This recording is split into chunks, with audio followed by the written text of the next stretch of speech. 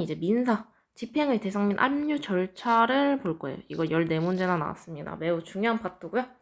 자, 일단 피압류 채권의 특징부터 볼게요. 이 피압류 채권의 뜻이 뭔가 일단은. 피압류 채권. 피압류 채권이란 이제 채무자가 이제 제3자. 자, 그 빚쟁이가 또 다른 빚쟁이한테 가지고 있는 이제 채권을 말하는 거야. 3자에게 가지고 있는 채권. 요거를 말합니다. 자, 그러니까 이제 채무자가 가지고 있는 또 다른 채무들. 이렇게 생각하시면 편하시겠고요. 자, 피압류 채권은 압류 명령 시 이제 채권별 금액 또는 범위를 특정해야 돼요. 왜냐면은 이제 그 채권자의 이제 채권이 뭐 300 정도인데 이 채권자가 가지고 있는 피압류 채권이 뭐 500이에요. 이거를 다 압류할 수는 없겠죠. 그래서 요 해당되는 부분만 채권을 그 압류 명령을 해야 되기 때문에 요 범위를 특정해야 되고 이제 수인의 채무자, 다수의 채무자라는 소리죠. 또는 이제 3채무자, 뭐 여러 채권 존재 시에 각 채권별 전부 명령이 필요합니다. 자, 전부 명령은 뭐냐? 전부 명령은 해당 채권을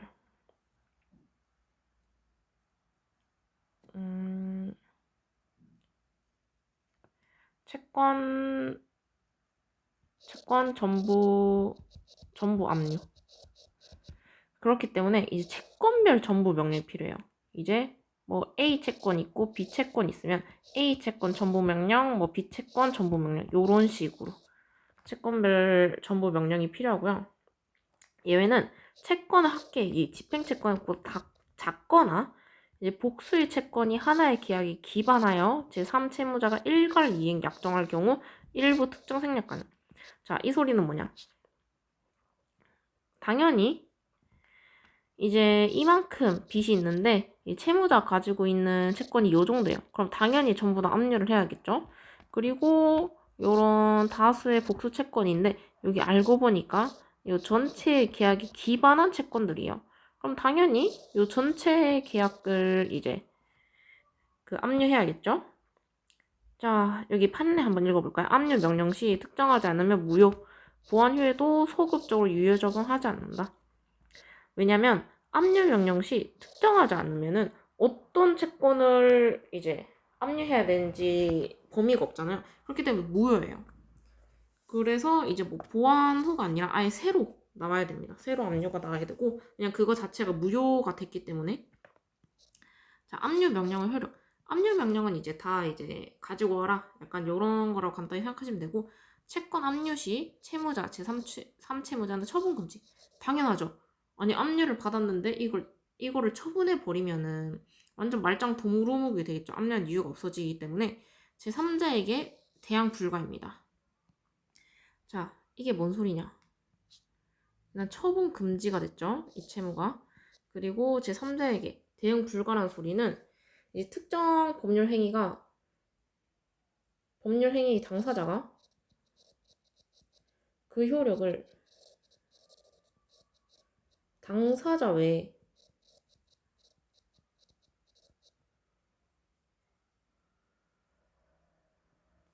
선의의 제3자에게 그 채권 압류를 이유로 이제 나 처분한 게 아니다. 이런 식으로 대항할 수가 없다는 소리예요. 그러니까 만약에 예를 들면은 이제 A랑 B가 A와 B가 가짜로 A가 B한테 가짜로 아니면 압류당한 채권을 팔았어요. B가 몰라요. 근데 B가 이제 C한테 이거를 팔았단 말이죠. 그때 A는 C한테 돌려달라고 할 수 없어요.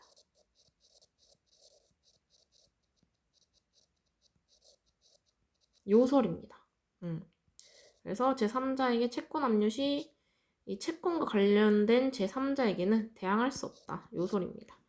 그리고 채권 종류 변경, 계약 인수 등에도 압력 효력 유지. 자, 요게 요설입니다. 여기 요소리는 아니고. 자, 채권 종류가 변경됐어요. 그리고 이 채권이 계약이 이제 다른 사람한테 A에 있던 게 B한테 인수가 됐단 말이죠. 그럼에도 불구하고 만약에 이 채권이 압류가 됐으면 그대로 압류당한 상태가 유지된다는 소리입니다. 압류 상태 유지. 그리고 압류는 집행채권의 소멸시효를 중단시키는, 소멸시효가 우리가 채권에는 이제 몇 년이지? 아무튼 일정 기간이 지나면 사라진다는 이런 부분이 있어요. 기한이 지나면 소멸됨. 요게 이제 소멸시효인데 압류 당했을 때는 요 기한을 일정 기한을 정지시킨다 요 소리입니다. 그리고 압류 풀리면 다시 소멸시효가 진행된다는 소리예요. 추심권은 채권자, 돈 빌려준 사람, 채권자가 채무자를 대신해서 돈을 받아내는 권리거든요. 그래서 돈 받을 권리 여기 있는데 요 추심권을 이제 포기하는 것만으로는 중단 효력 상실이 안 됩니다. 요 소리가 뭐냐? 압류를 당했어요. 그래서 그거 가지고 이제 추심해서 받으려고 했는데 나는 추심해서 안 받겠다. 이 권리 포기하겠다. 이런 사정만으로는 요 소멸시효가 중단된 게 풀리면서 계속 진행된다는 소리가 아니에요. 왜냐? 이미 압류가 진행됐기 때문에. 그렇기 때문에 요 차임 채권 압류 후 변동, 계약 인수 후에도 압류 효력이 유지가 된다. 요 소리입니다. 자, 그 다음에 압류 금지 채권이 있어요. 요거는 이제 압류를 금지하는 채권. 그래서 생계 유지 예금이라든지 급여, 퇴직연금, 퇴직금 일부 이게 다 생계 관련. 보험금, 이제 법령상 우선번제금 요런 것들이 이제 압류를 금지하는 거예요. 자, 그리고 상계 금지 채권이 있거든요. 상계가 이제 교환한다. 요거 소리거든요. 교환. 근데 교환이 안 되는 채권은 압류 전부 명령 대상에 해당되지 않아요. 왜냐? 자, 어떻게 따지면은 이 채무를 우리가 압류를 해서 가지고 와서 이거를 다른 걸로 받아내든지 하는 건데 상계 금지, 교환 자체가 금지된 채권은 압류를 할 수 없겠죠. 압류랑 전부 명령 대상이 될 수가 없습니다. 왜냐면 상계 금지, 교환이 금지된 채권이기 때문에 쓸모가 없다 이렇게 판단을 한 거죠. 자, 판례 압류 금지 채권의 여부는 채권자 채무자별 증명 책임이 분리돼 있어요. 이 소리가 뭐냐? 자, 채무자는 요런 이유로 나 압류 금지다. 요게 이렇게 증명하는 방법과 채권자는 내가 알아보니까 아니더라 이런 식으로 서로 증명할 책임이 따로 있다는 소리예요. 그냥 간단히 말해서 이거는 이제 문제로 보면은 훨씬 명확하게 보실 거고. 자, 4번 재판에 의한 압류 금지 채권 범위 변경. 자, 법원은 신청 시 생활 형평 등을 고려해 압류 취소 및 범위 변경이 가능해요. 왜냐면 물론 빚진 건 잘못했지만은 내가 살아가는데 어쩔 수 없이 진 빚들이 있을 거 아니에요? 그래서 이만큼 빚을 졌는데 이제 지금 살아가는 범위가 요 정도예요. 근데 요거 다 갚아라. 그러면은 생활에 타격이 있기 때문에 얘기를 해서 압류 범위를 지금 바꿔달라. 아니면은 이거 이래야 돼서 수익이 나야 되는데 이걸 막아버리면 어떡하냐. 약간 요런 식으로 변경이 가능하고 담보 제공, 집행 일시 정지 등 잠정 처분이 가능해요. 잠정 처분이란 건 이게 무슨 소리냐? 자, 우리가 그 판결이 나려면 오랜 시간이 걸려요. 판결 시간 오래 걸려. 근데 이제 내가 담보 제공이나 이런 사유가 있어서 병위 변경을 가능해달라 했는데 이제 판결까지 기다리려면 너무 오래 걸리겠죠. 그렇기 때문에 잠정 처분, 일시적 조치라고 생각하시면 돼요. 잠정 처분. 그리고 금융기관 예금계좌 입금분 취소 시 채권자 부당이득 반환 필요.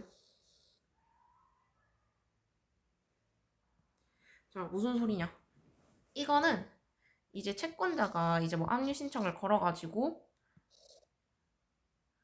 뭐 걸었다가 뭐 담보 제공이나 뭐 이런 것들로 잠정 처분이 됐죠. 근데 금융기관에서 뭐 미리 뭐 예금계좌에 입금을 뭐 시킨 경우도 있을 거고 아무튼 여러 가지 사례들이 나와요.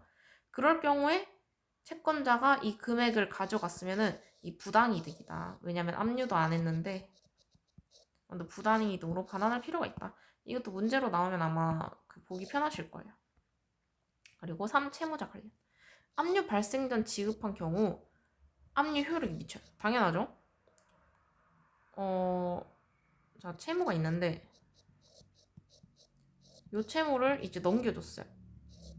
근데 압류가 들어와요. 압류가 요 채무에 대해서 들어왔는데 이미 이 사람한테 가 있으면 이게 압류가 된 상황입니다. 압류 진행.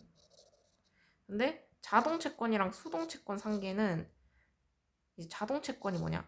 자동적으로 상계되는 채권이랑 수동채권은 이제 내가 수동으로 상계시킨 채권인데 예를 들면 이제 자동이체. 수동채권은 뭐 내가 개인적으로 자동이체 안 걸어놓고 하는 거는 이제 압류 시점과 장래채권 여부에 따라 제한해요.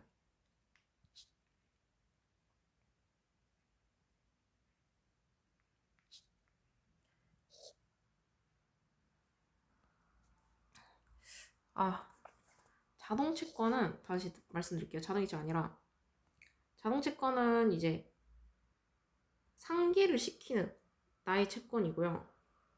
그러니까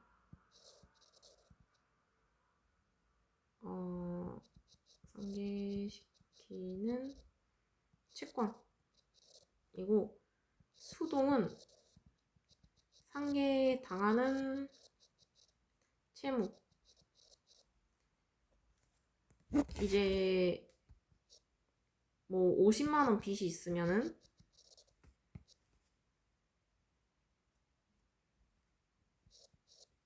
여기서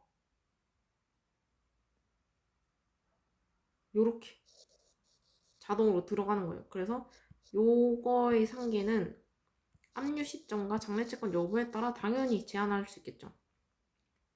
은행 특약은 유효하고 제한적 상계가 인정됩니다. 제한적 상계는 이제 만약에 수동 채권이 이제 50만 원이고 자동 채권이 뭐 100만 원이 있어요. 이게 무슨 소리냐?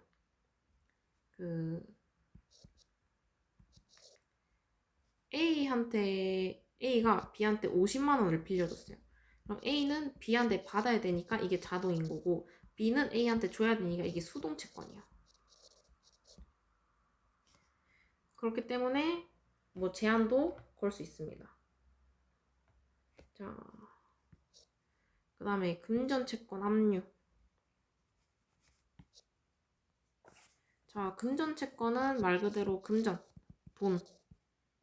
돈 받을 거. 이렇게 생각하시면 되고, 자, 채무자, 삼채무자의 처분행위의 상대적인 효력을 나타내. 이제 뭐, 당연히 상대적인 효력이겠죠. 왜냐면은 이 채무자들이 뭐 집을 팔아서 갚을 수도 있고, 아니면은 뭐 다른 방식으로 갚을 수도 있기 때문에 상대적인 효력인 거고, 장래 발생 채권도 특정 가능하면 압류 효력이 인정됩니다. 예를 들면은 이제 뭐 채권자가 뭐 이자 받을 게 있어요. 그런데 이자는 뭐 매달 들어오는 거니까 이런 식으로 특정 가능하면은 이것도 압류할 수 있다는 소리고요. 이제 특별 현금화 방법. 왜냐면 금전 채권이기 때문에 돈 관련 채권이기 때문에 특별히 뭐 현금화하는 방법, 뭐 양도 명령이라든지 이런 방식을 법원에서 허용시켜 줍니다. 자, 그다음에 이거를 추가적으로 조금 더 설명해 드리면 이제 금전 채권 같은 경우는 돈 금액이 정확히 얼마 나와 있을 거 아니에요.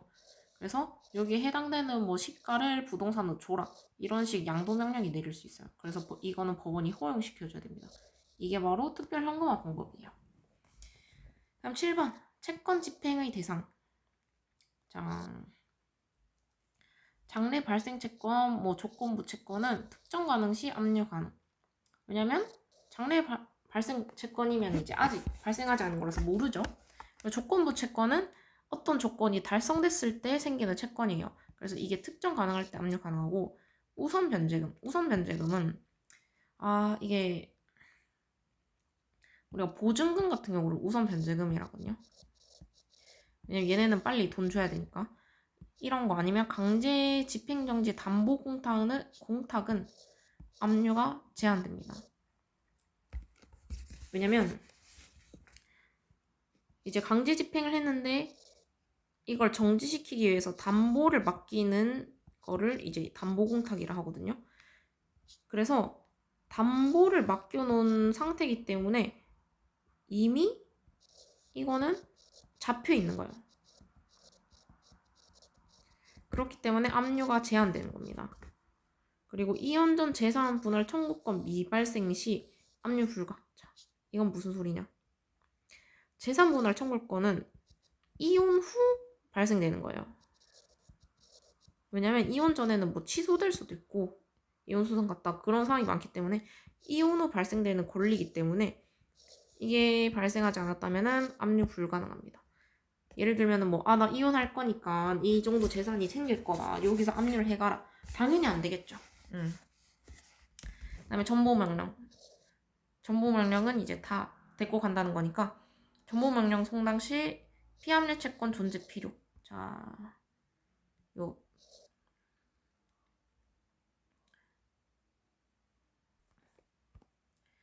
피압류 채권이 이제 압류될 예정인 채권이라 했죠. 당연히 그게 있어야겠죠. 그렇기 때문에 요거를 다 들고 와라는 정보 명령을 할 수 있기 때문에 부존재 시에는 무효예요. 당연하죠. 사회행위 취소 관련 사회행위는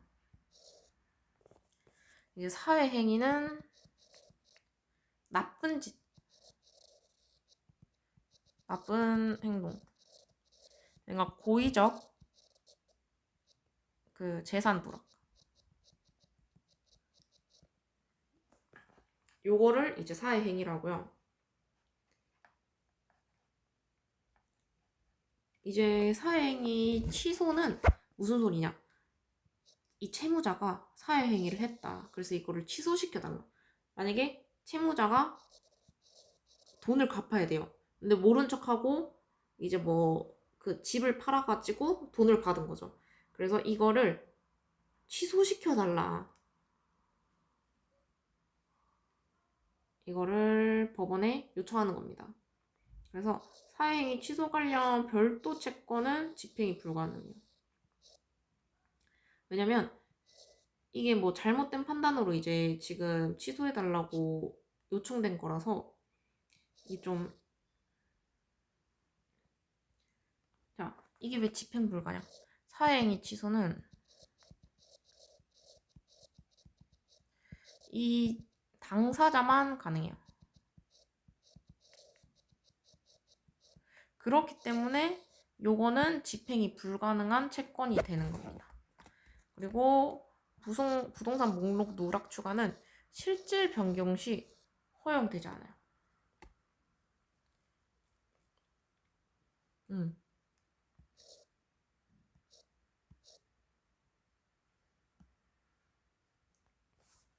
왜냐?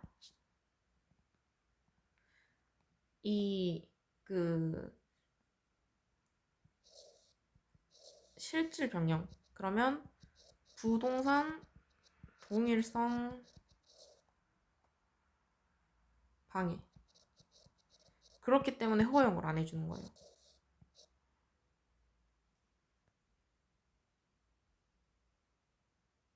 왜냐면 권리관계에 영향을 끼칠 수 있어서.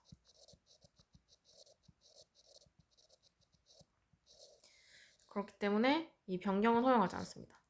독립성 없는 권리는 집행 불가. 왜냐면 이게 위에 있는 거랑 비슷한데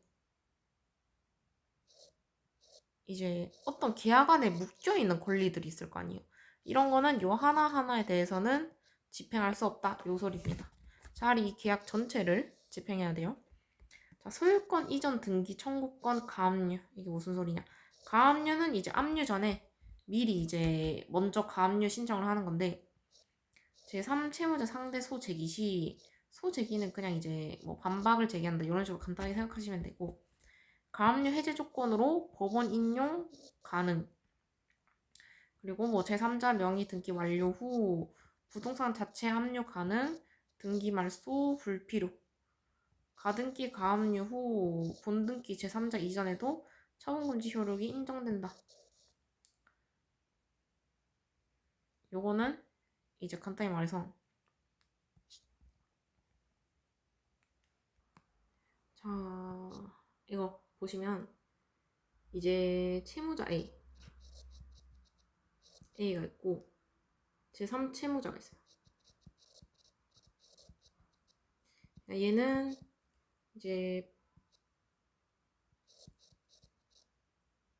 부동산 받을 사람, 얘는 부동산 소유자. 그러니까 약간 이렇게 생각하면 돼요. 그 은행에서 돈 빌려서 이제 부동산을 샀어요. 제3 채무자가. 근데 은행도 이제 뭐 그냥 기업이랄게요. 기업. A, B, C. 이제 기업은 A. 은행한테 돈 받을 사람.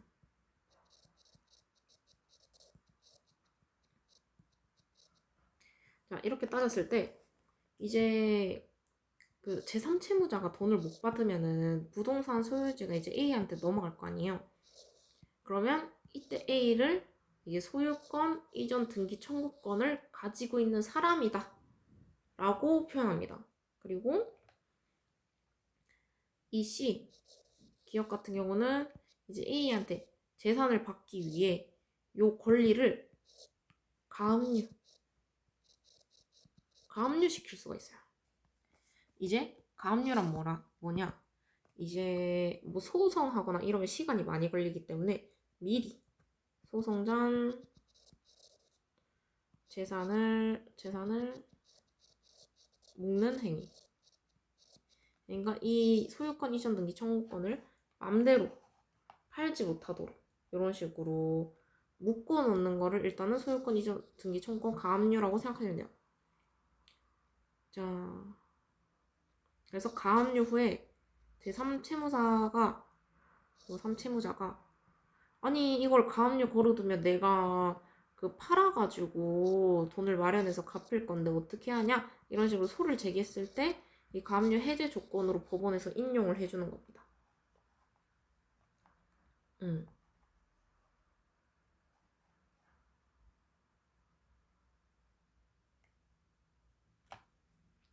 이거는 근데 당연히 허용을 안 해주겠죠.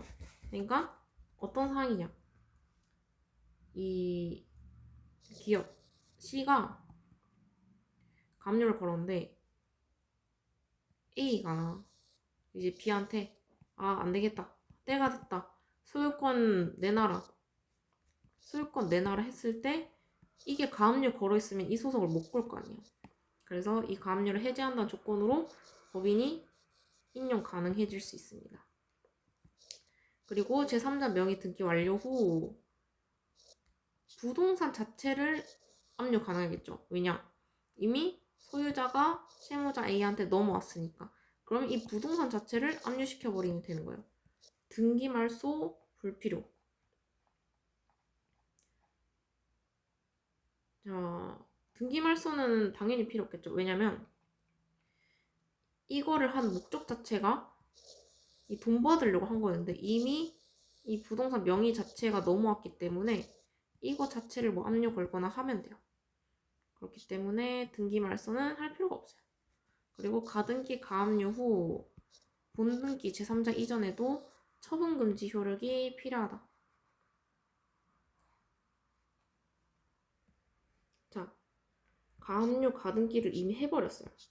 자, 가압류 가등기를 하고 이제 본등기 제3자 이전에도 처분금지 효력이 당연히 인정되겠죠. 왜냐면 가등기 가압류를 한 이유가 얘가 이제 처분하기 전에 미리 압류를 걸어 놓은 거니까 처분 금지하면 안 된다. 이런 식으로 효력을 인정해 주는 겁니다.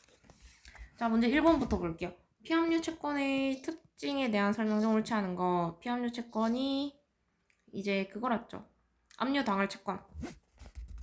피압류 채권 내용에 특정되지 않은 압류 명령 무효고 맞죠? 나중에 보완하더라도 유효되는 건 아니다. 맞죠?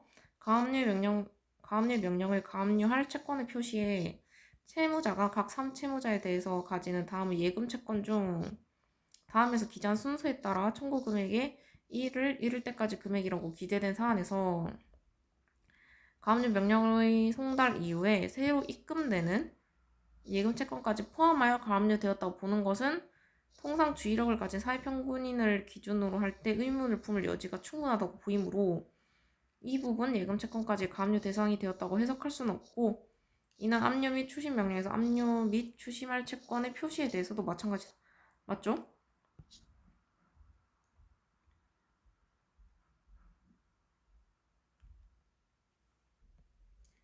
자, 여기서 중요한 부분. 오.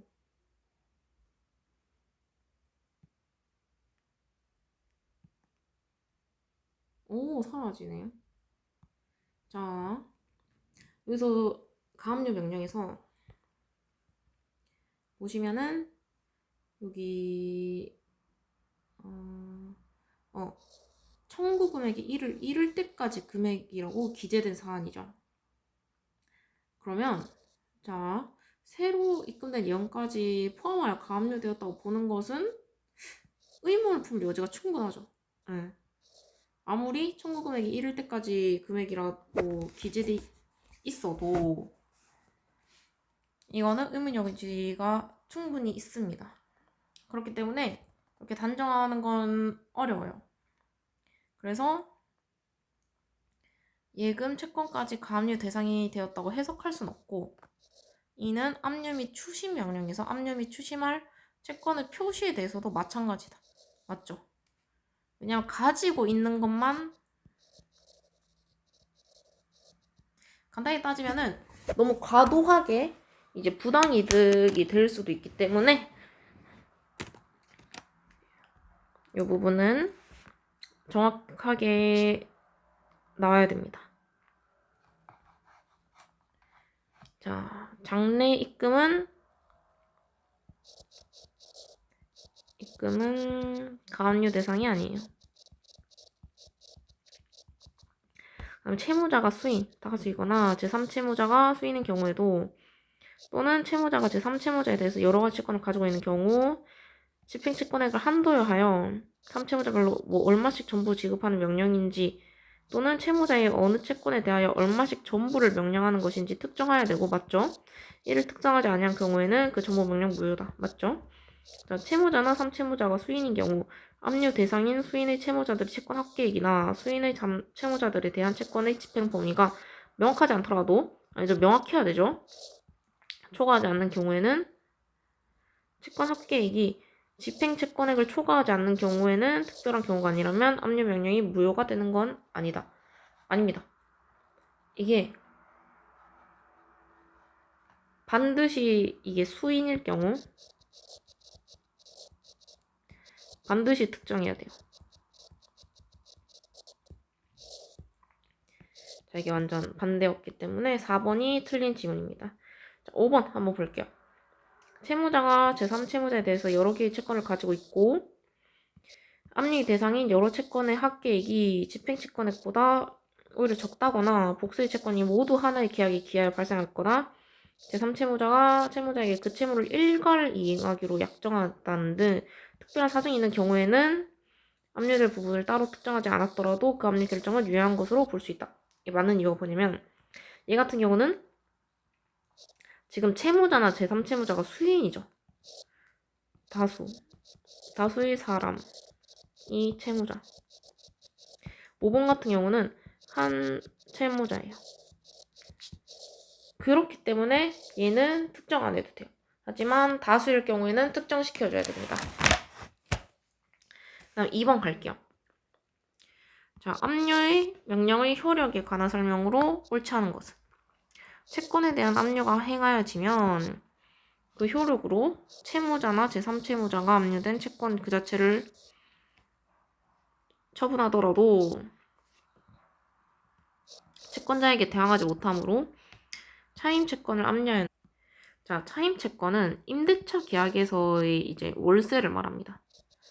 임대차 계약에서 임대인이 받을 돈.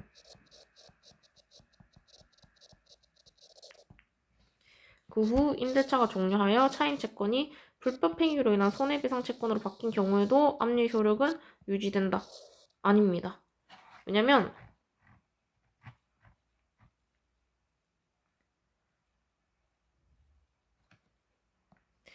이 차임채권은 그 임대차 계약의 기초한 채권이거든요.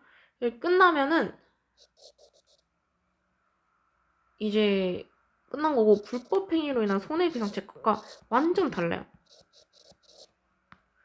이 두 개는 다른 채권입니다. 그렇기 때문에 압류 효력이 달라요.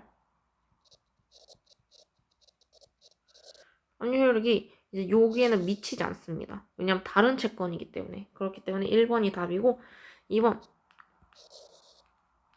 양도인의 제3채무자에 대한 채권이 압류된 후 채권의 발생 원인인 계약의 당사자 지위를 이전하는 계약 인수가 이루어진 경우 양수인은 압류에 의하여 권리가 제한된 상태의 채권을 이전받게 되므로 제3채무자는 계약 인수에 의하여 그와 양도인 사이의 계약관계가 소멸하였음을 내세워 압류 채권자에게 대항할 수 없다. 맞죠? 왜냐면 이미 보면은 양수인은 압류에 의하여 권리가 제한된 상태를 이전받았어요. 근데 제3채무자가 이제 계약 인수에 의하여 뭐 양도인 사이의 계약관계가 소멸하였음을 내세워서 압류 채권자에게 당연히 대항할 수 없겠죠. 왜냐면 이미 이 채권이 이렇게 있으면은 이 부분이 뭐 압류된 채권입니다. 이거를 이제 확인하고 넘겨받은 거면은 당연히 이 부분은 그대로 있고 이 부분만 간 거예요. 이렇게 생각하시면은 편하실 거예요. 3번 채권의 압류는 집행채권의 소멸시효를 중단시키는 효력을 가지며 집행채권에 관한 시효 중도가 이제 소멸시효라 생각하면 돼요. 시효 중단의 효력은 압류 명령 신청 시에 발생한다. 이는 채권자가 3채무자에 대한 채권을 압류할 당시에 그 피압류 채권이 이미 소멸하였다는 등으로 부존재하는 경우에도 특별한 사정이 없는 한 압류 집행을 함으로써 그 집행채권의 소멸시효는 중단되었다고 할 것이다. 맞아요. 왜냐면 그 압류 신청을 했는데 그 뭐 접수나 이런 걸 늦게 해가지고 나중에 이미 소멸시효가 끝났으면 당연히 안 되죠. 그렇기 때문에 이제 압류 명령을 신청했을 당시를 시효 중단 시점으로 봅니다. 자, 그다음 채권자는 추심 명령에 따라 모든 권리를 포기할 수 있지만 이게 추심권 포기죠. 추심권의 포기는 압류의 효력에는 영향을 미치지 않으므로 맞죠?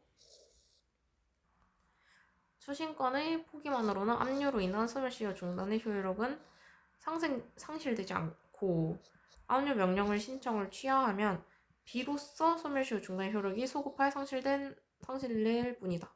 맞아요. 왜냐면 이게 왜 맞냐? 자, 우리가 압류 명령 신청한 시점부터 소멸시효 중단이 된다 했잖아요. 근데 취소를 했대요. 그럼 당연히 압류 명령 신청하기 전부터 다 포함해서 이제 소급하여 상실되는 소리입니다.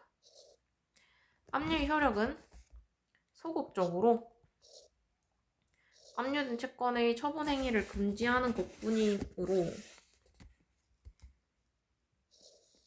그 압류된 채권의 소멸시효는 압류만으로 중단되지 아니한다. 다만 채무자의 제3채무자에 대한 채권에 관하여 압류 및 추식 명령을 받아 그 결정이 제3채무자에게 송달되었다면 거기에 채무자의 제3채무자에 대한 채권에 대한 소정의 소멸시효 중단 사유인 최고로서의 효력은 인정된다. 이게 무슨 소리냐? 자, 얘는 채권자 시점이고 얘는 채무자 시점이야. 그래서 채권자가 압류 신청을 하면은 소멸시효가 멈췄더라도 계속 중단된 걸로 판단해 주겠다. 요 소리고, 채무자 입장에서는 그냥 이 압류된 채권의 처분 행위를 금지하는 거래요. 그렇기 때문에 이 압류된 채권의 소멸시효는 압류만으로 중단되지는 아니에요. 다만 채무자의 3채무자에 대한 채권에 관하여 압류 및 추심 명령을 받아서 그 결정이 제3채무자에게 송달되었다. 그게 무슨 소리냐? 자, 채무자에게 압류 채권이 있는데 이게 제3채무자 거예요. 얘는 지금 아무것도 모르고 있으니까 소멸시효가 계속 진행된다는 소리야. 근데 얘한테까지 이제 송달됐다. 그러면 여기서 또 멈추는 거야. 이게 무슨 소리냐?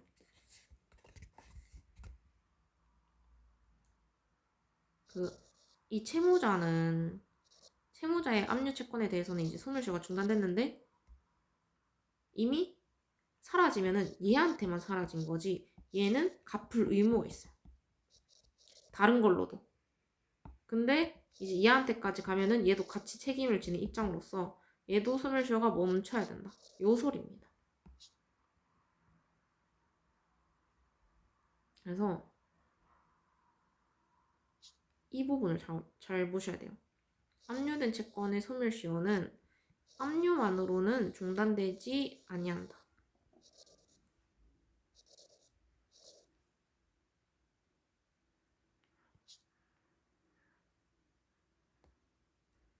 다만 3채무자에 대한 채권에 관하여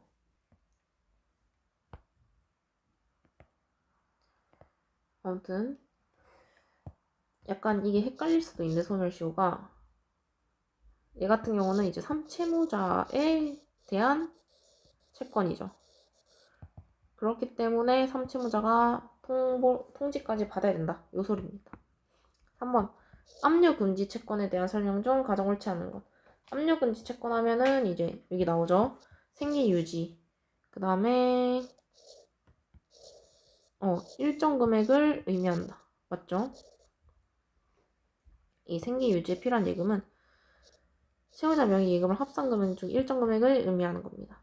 그리고 예금 채권에 대해서 채권 압류 및 추심 명령이 있음에도 채무자가 제3채무자인 금융기관을 상대로 해당 예금이 채무자의 1월간 생계유지에 필요한 예금으로서 압류 금지 채권에 해당한다고 주장하며 예금의 반환을 구하는 경우 예금주인 채무자가 맞죠?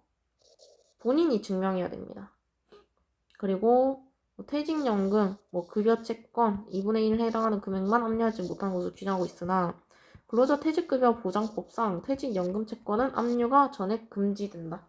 이것도 맞습니다. 그 다음에 원인으로 지급받는 보장성 보험의 요거는 이것도 압류 금지 채권이에요. 자, 최선의 수단을 마련하기 위함이고 5번 채권자 스스로 제3채무자 하여금 채무자 자신에 대한 채권을 압류하는 것은 허용되지 않는다. 맞죠? 채권자가 본인 스스로 3채무로 하여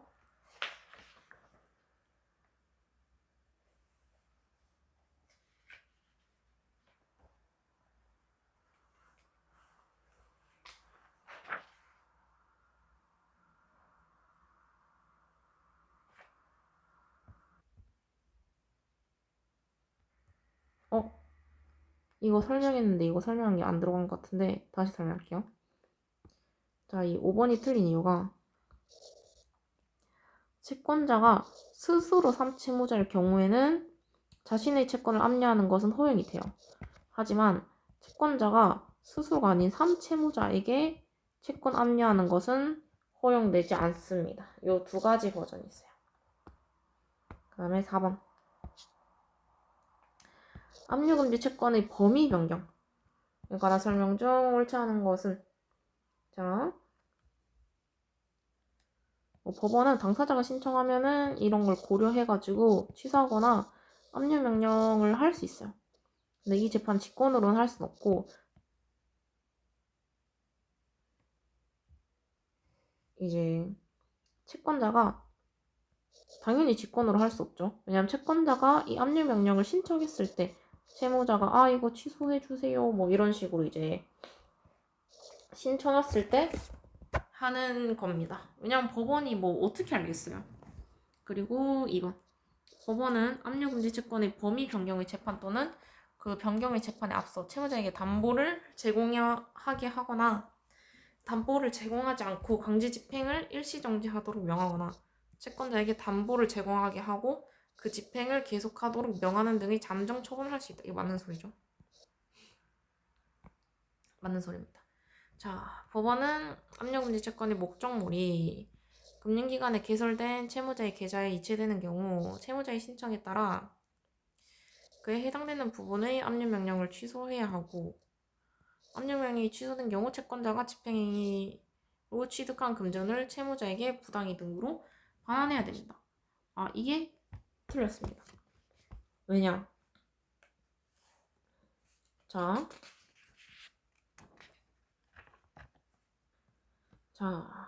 3번이 왜 틀렸냐?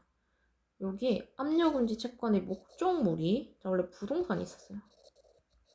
근데 팔렸어요.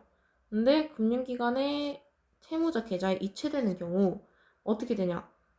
요게 압류금지 채권이 예금 채권이 돼요. 성질이 변하는 거죠. 그래서 원칙적으로는 이 압류 명령을 취소하는 게 아니라 압류 금지 채권 보호가 되잖아요. 왜냐면 압류 금지를 이제 걸어놨을 경우에는 이거를 팔면 안 되고 뭐 약간 요런 식으로 걸려 있는데 이 목적물이 지금 돈이 들어왔잖아요. 그러면 똑같은 게 이제 돈으로 변경됐다는 소리예요. 자, 그래서 이걸 취소해야 되는 건 아니고 압류 명령이 취소된 경우 뭐 채권자가 집행행위로 취득한 금전을 채무자에게 부당이득으로 반환되는 것도 아니에요. 왜냐면 압류 명령이 취소된 경우에는 뭐 반환해야 되지만 이게 압류 명령을 취소하여야 하는 이유는 안 되기 때문에 그렇기 때문에 부당이득으로 반환할 필요는 없습니다. 압류 명령 취소 안 해도 돼. 그리고 이 뒤는 취소된 경우에 반환해야 되지만 취소 안 하면은 뭐 부당이득으로 반환할 것도 없겠죠. 그 다음에 4번 압류금지 채권인 근로자의 퇴직금 2분의 1은 근로자의 수령 거전을 원인으로 변제 공탁한 경우에 그 공탁금은 임금 채권의 성질을 유지하므로 이를 집행 대상으로 한 압류 및 전부 명령은 무효다. 맞죠? 맞습니다. 이거 5번 채무자가 압류금지 채권의 목적물이 입금된 예금 채권을 이게 3번이 5번이네요. 압류당한 다음에 압류 명령의 전부 또는 일부의 취소를 구하는 내용의 서면을 집행병무 법원에 제출한 경우 집행병원으로서는 위와 같은 서면에 즉시 항고나 이의신청 등 다른 제목이 붙어있다 하더라도 특별한 사정이 없는 한 압류 명령 취소 신청을 구해야 된다. 자, 이게 무슨 소리냐? 제목은 상관없어. 내용만 상관. 그러니까 제목을 잘못 쓰더라도 이제 법원 같은 경우는 내용으로 판단해야 된다는 소리입니다. 자, 그 다음에 5번. 금전 채권에 대한 강제 집행 절차의 제3채무자에 대한 설명으로 옳지 않은 것은. 자, 원인 채권.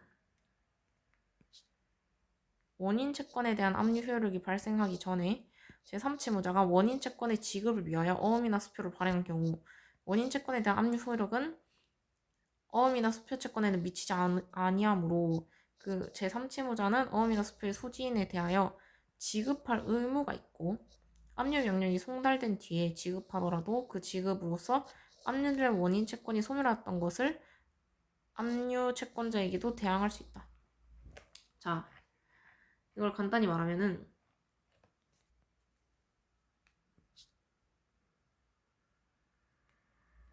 자, 압류가 됐어요. 근데 타이밍이 안 맞아서 내가 지급을 이미 했어요. 그럼 지급했기 때문에 대항할 수 있다. 이 소리입니다. 좀 길게 주저리 써놨는데 그게 그 소리고 이제 삼채무자는 어음이나 수표를 발행했을 때 요 소지인에 대해서 당연히 그 대가를 줘야겠죠? 그게 그 소리입니다. 자, 2번.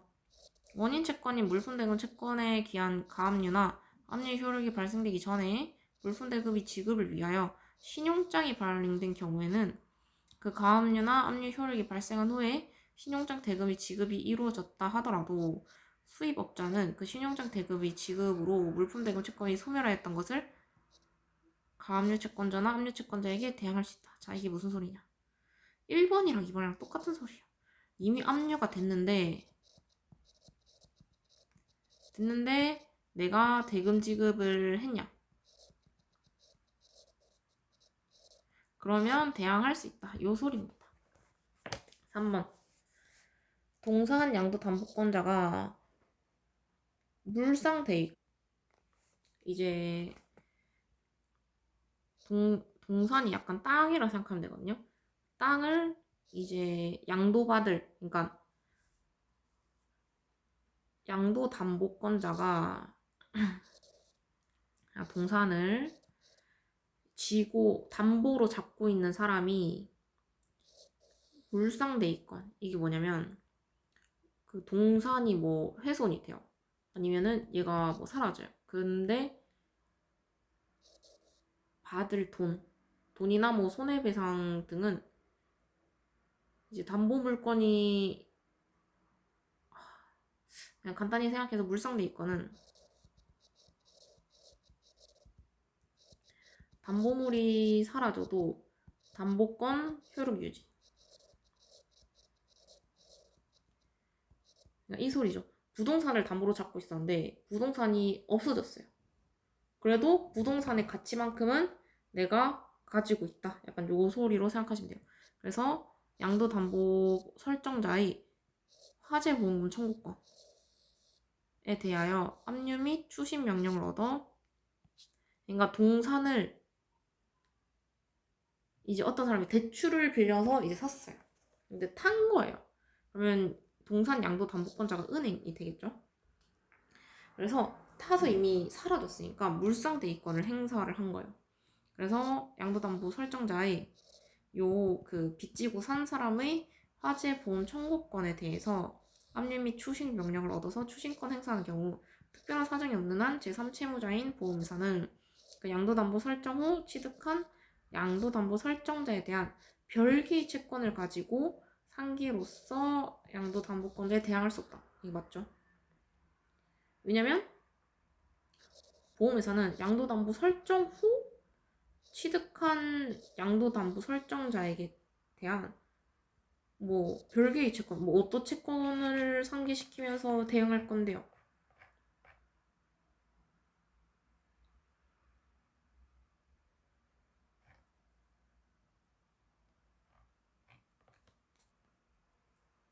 왜냐면 이제 별개의 채권을 가지고는 대항할 수 없다.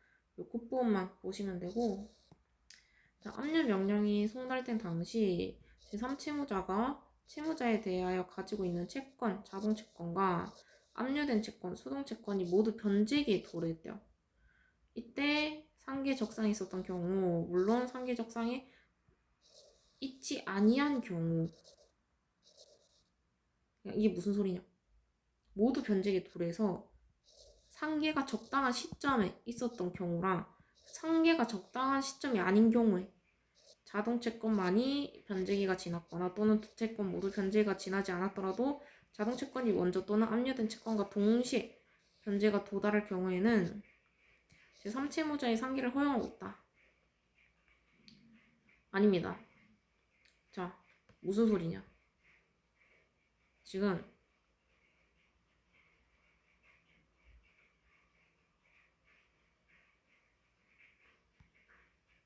허용하고 있다. 그러나 이런 법리는 피압류 채권이 장래에 발생한 채권으로서 압류 효력 발생 당시 발생하지 않은 경우에는 적용되지 않는다.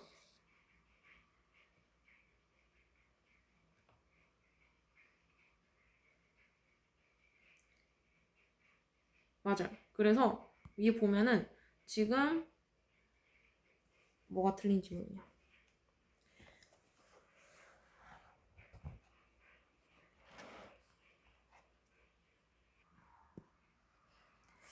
이 부분이 좀 어려운데.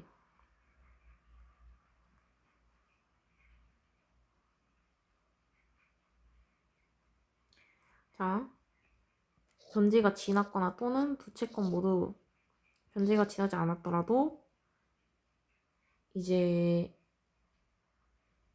자동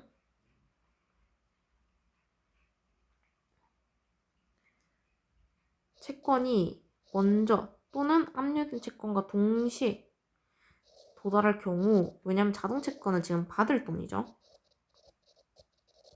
그럴 경우에는 제3채무자의 상기를 허용하고 있다. 자, 그러나 이런 법리는 피압류 채권이 장래 발생할 채권으로 압류 효력 발생 당시 아직 발생하지 않은 경우에도 적용된다고 본다.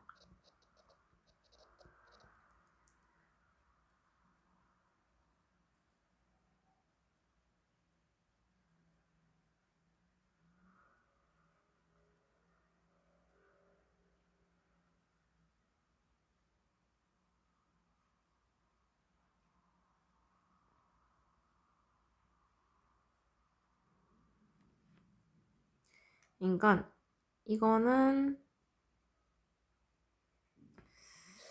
어려우니까 여러 번 보십시오.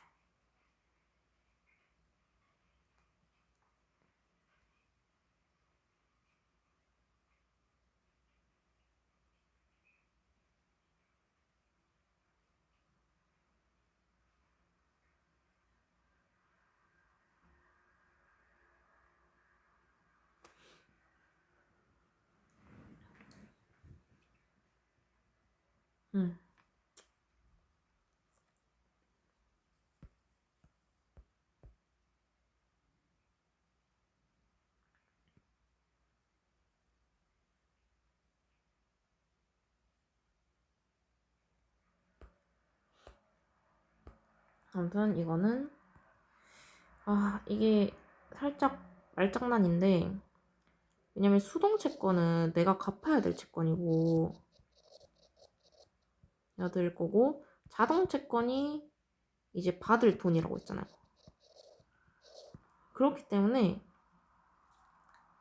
이제 뭐 자동 채권이 먼저 생겼어요. 그러면은 이제 예를 들면은 급여 같은 경우에는 매달 또박또박 들어오잖아요. 그러면은 그 날짜를 정해놓고 뭐 압류 미리 시켜놓을 수도 있겠죠. 그게 요소리입니다. 미래 장래 발생할 채권도 똑같이 적용된다. 요소리입니다. 상계가 가능하다. 요소리고. 5번. 은행 등 금융기관은 통상 대출금 등 채권과 관련하여 채무자의 변제 자력에 의심이 가는 상황이 발생할 때에는 채무자의 그 대출금 등 채권에 관한 기한의 이익이 상실되도록 함으로써 예금 등 채권에 대한 압류가 있어도 그 대출금 등 채권으로 피압류 채권인 예금 등의 채권과 상계를 할 수 있도록 특약을 하고 있는데, 판례는 이러한 기한의 이익, 상실 등 특약의 유효성을 인정하면서 그러한 특약에 따라 대출금 등 채권과 피압류 채권이 예금 채권이 곧바로 상계 적성에 이르기 때문에 제3채무자인 은행 등은 제한 없이 상계권을 행사할 수 있다고 볼 수 있다. 자, 너무 길죠? 이거 어떻게 보냐? 자, 여기 은행이 지금 변제 자력에 의심이 가는 사안이 발생했어요. 그러면 채권에 관한 기한의 이익이 상실되게 함으로써 요 특약이 있어요.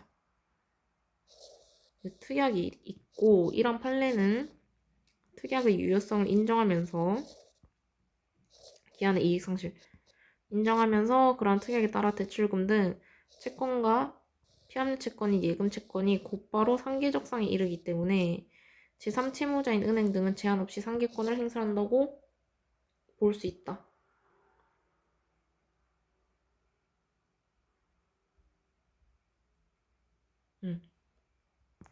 왜냐면 변제 이거는 맞는 소리입니다.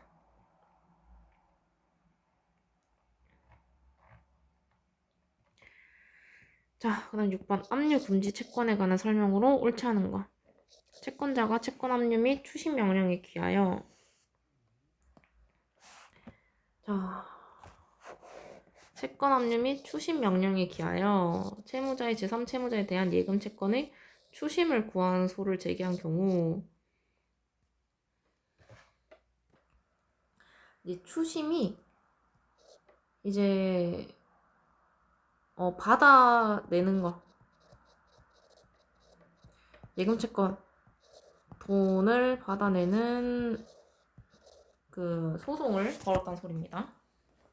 제기한 경우 추심 대상 채권이 압류 금지 채권에 해당되지 않는다는 점은 당연히 채권자가 증명해야겠죠.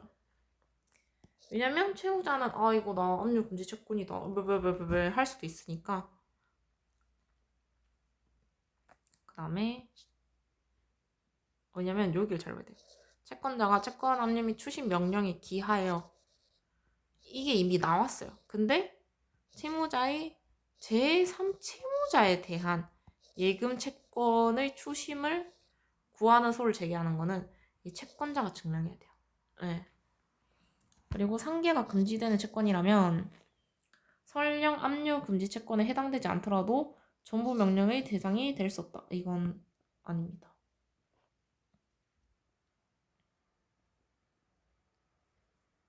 아니에요. 상계가 금지되는 채권이면은 압류 금지 채권에 해당되지 않으면 전부 명령의 대상이 될 수 있어요. 이게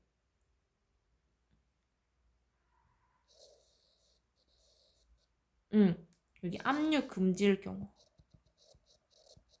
금지 채권일 경우 압류 금지에다가 상계 금지 채권은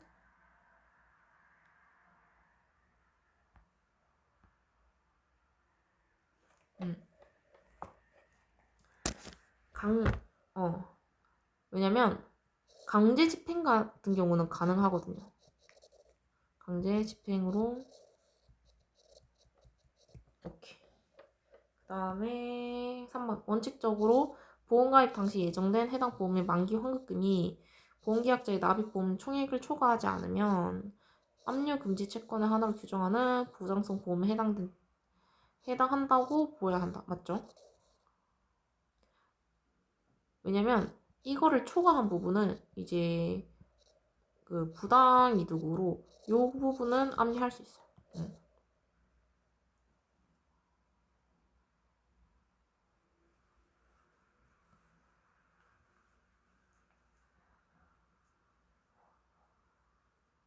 근데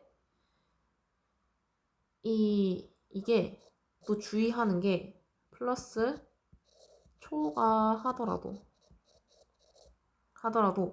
종합 판단 시 종합적으로 판단했을 때 보장성 보험에 해당한다면은 압류 금지 채권으로 판단해 줍니다. 초과하더라도. 자, 그리고 주식회사, 이사, 대표이사, 보수 청구권, 퇴직금 등의 청구권은 특별한 사정이 없는 이상 압류금지 채권에 해당되죠. 맞고, 압류금지 채권의 목적물이 채무자 예금계좌 입금된 경우에 그 예금은 압류금지 채권에 해당되지 않는다. 맞죠? 왜냐면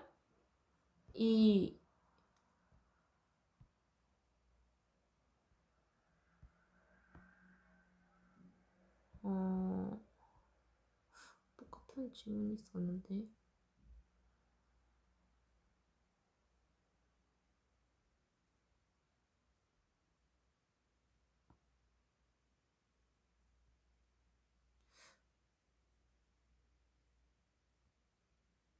똑같은 질문이 있었는데 기억이 안 나네요.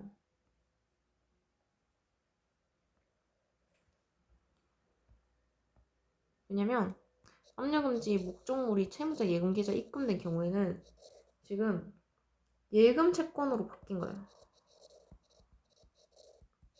그래서 요까지는 압류 효력이 미치지 않아요.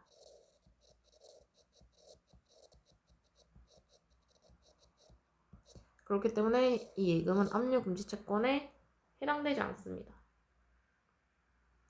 자, 그럼 7번.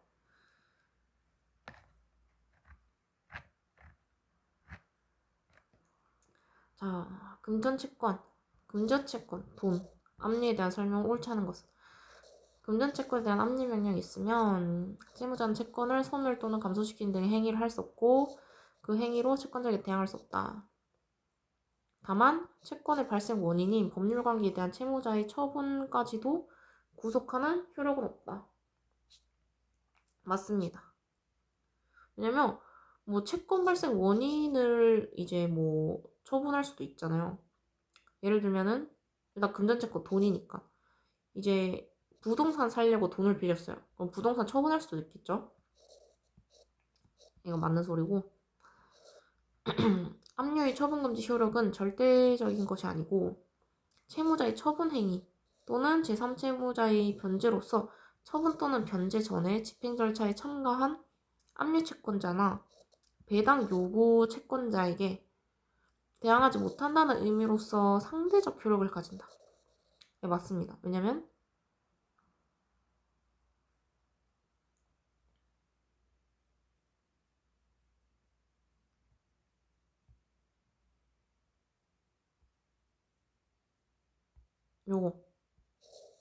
요거랑 똑같은 소리예요.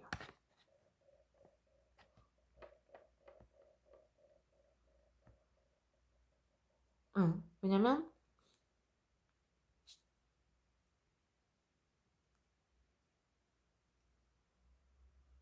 이게 무슨 소리냐? 이제 압류의 처분금지 효력은 이제 채무자가 처분행위 또는 제3채무자의 변제로서 처분 또는 변제 전에 집행결제에 참가한 압류채권자나 배당 요구권자에 대항하지 못한다는 의미로서 상대적인 효력을 가진다는 것이 이제 채무자가 처분해서 뭐 제3채무자의 뭐 제3채무자가 뭐 변제 뭐 받을 수 있고 아니면은 뭐 채무자가 이거 처분해서 뭐 갚을 수도 있고 하잖아요. 근데 이 집행 절차에 참가한 압류채권자나 배당 요구권자 있을 거 아니에요. 그래서 얘네들이 돈 갚아 이랬을 때 얘네한테 내가 왜 이러면서 대항하지 못한다는 소리예요. 그래서 상대적 효력을 가지는 거고 요 위에도 이것도 똑같습니다.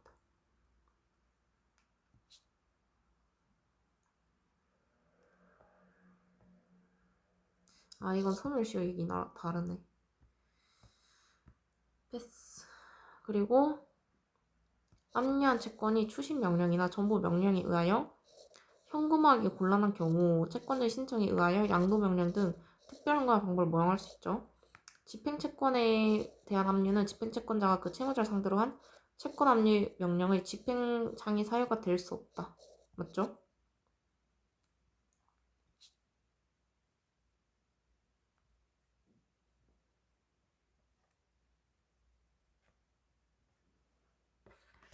왜냐면 자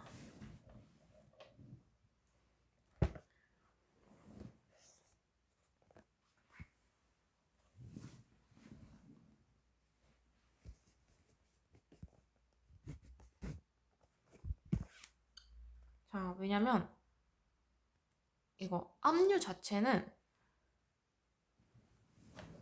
그냥 집행 채권자가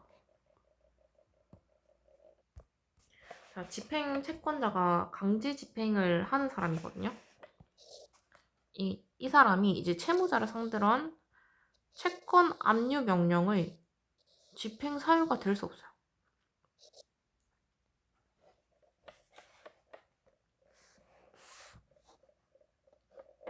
왜냐면 압류는 그냥 채권 단순히 채권 처분 금지를 뜻하기 때문에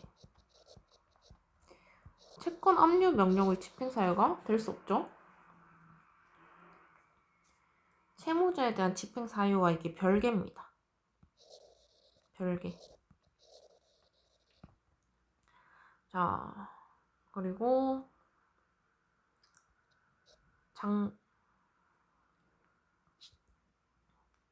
장래의 예금 채권에 대한 압류의 경우 그 압류 명령 정본이 제3채무자에게 송달될 당시 채무자가 제3채무자에 대한 예금 계좌가 개설돼 있지 않더라도 일단 제3채무자 및 금액이 특정되어 있기만 하다면 그러한 채권 압류도 효력이 있다. 아닙니다.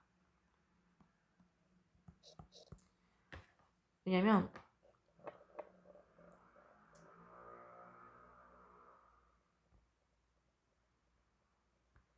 이게 부정확해서 그래요.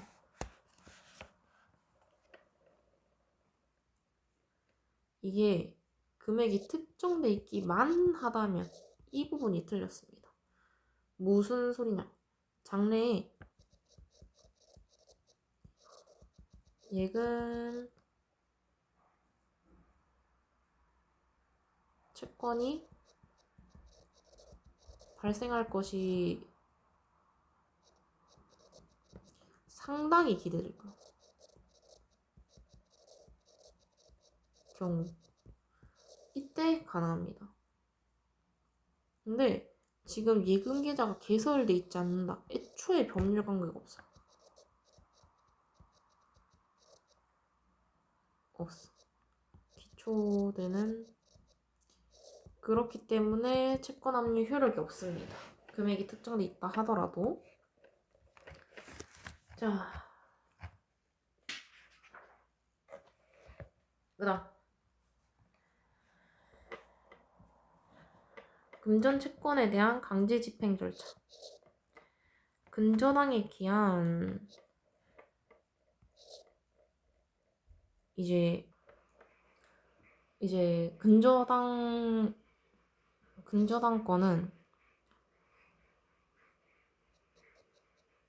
채무 플러스 이자까지 포함한 한도로 담보를 설정하는 거예요. 그래서 미변제 시 이제 부동산을 경매해서 이제 우선 변제 받을 권리인데 근저당권에 기한 이제 물상대위권 우리 물상대위권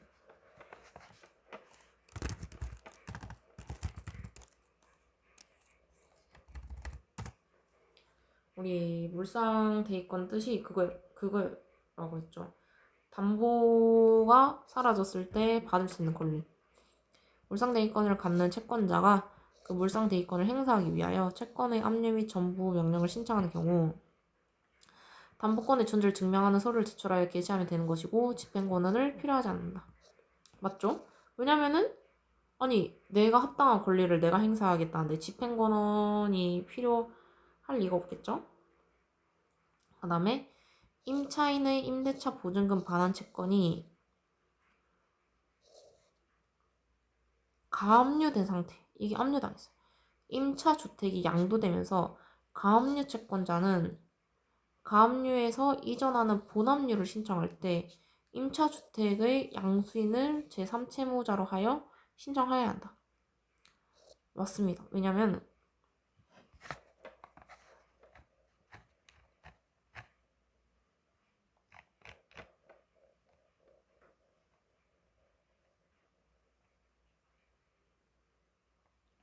이게 무슨 소리냐? 자, 임차인이 지금 반환 채권이 가압류된 상태에서 지금 내 보증금을 못 돌려받았는데 지금 양도가 됐죠. 그러면 이 가압류 채권자, 가압류를 건 사람이 있을 거 아니에요. 건 사람은 가압류에서 이전하는 본압류를 신청할 때는 임차 주택의 양수인, 이제 산 사람을 제3채무자로 하여 신청해야 됩니다. 왜냐면 그 양수인이 돈을 갚아야 되니까.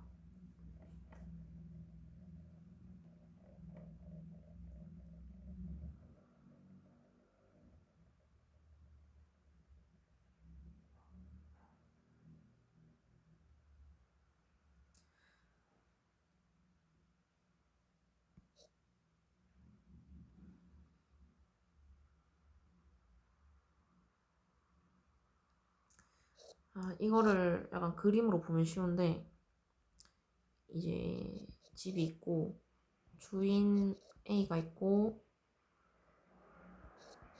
주인 B로 넘어갔어요. 근데 보증금이 이제 압류되는 상태란 말이에요. 그러면 요거까지 포함돼서 얘한테 넘겨준 걸로 되는 거예요. 그래서 원래는 얘 빚이었지만 얘는 제3 채무자가 되는 거죠. 다음 3번. 압류 명령 신청 시 압류할 채권의 표시는 이해관계인이 특히 제3채무자로 하여금 다른 채권과 구별할 수 있을 정도로 기재되어 동일성 인식을 저해할 정도로 이르지 않아야 된다. 이거 맞습니다. 맞고, 그 다음에 채권자가 채무자의 제3채무자에 대한 채권을 압류하는 경우 제3채무자가 채권자 자신인 경우에도 이를 압류하는 것이 금지되지 않으므로 단지 채권자와 제3채무자가 같다고 하여 채권 압류 및 존보 명령이 위법하다고 볼 수 없다. 맞습니다. 자, 5번. 추심 명령에 의한 추심 권능은 그 자체로서 독립적으로 처분하여 현금화할 수 있는 것이 아니므로 이러한 추심 권능을 압류할 수는 없으나 추심 권능을 소송상 행사하여 받은 승소 확률 확장에 기하여 지급받을 채권에 대한 압류는 유효하다. 자, 이거는 추심 권능을 소송상 행사하여 받은 승소 판결의 확정에 기하여 지급받을 채권에 대한 가압류 결정도 무효입니다. 왜냐면 추심 권능은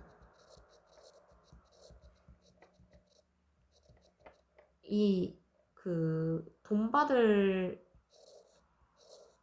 권리만 준 거지 이 권리 자체를 압류할 수 없는 성질인 거야.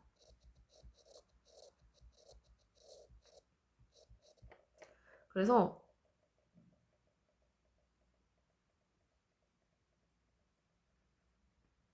추심 권능 자체로 독립하여 처분 불가입니다. 그렇기 때문에 압류 자체가 무효예요. 난 9번.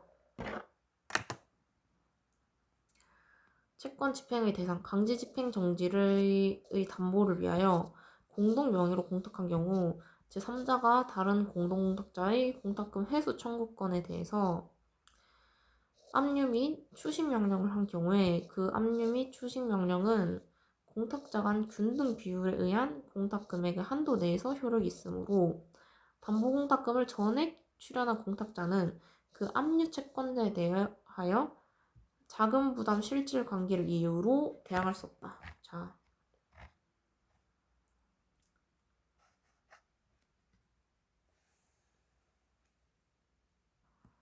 이게 무슨 소리냐? 자, 공동 공탁자는 이게 전에 출연한 공탁자 이거 내부 사정이죠. 내부 사정입니다. 그렇기 때문에 실질관계 이유로 대항할 수 없다는 소리입니다. 자, 그리고 주택임대차 보호법 시행법 각 규정에 따라 임차인의 보증금 중 일정액을 다른 담보권자보다 우선 변제할 수 있는 금액은 압류할 수 없다. 아니죠. 일정액이 아닙니다.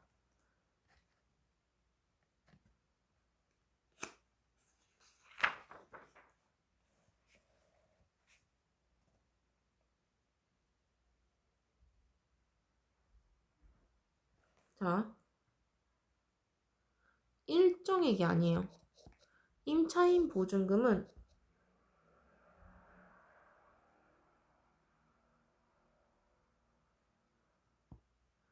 자, 이게 주택임대차보호법의 임차인 보증금은 압류 불가.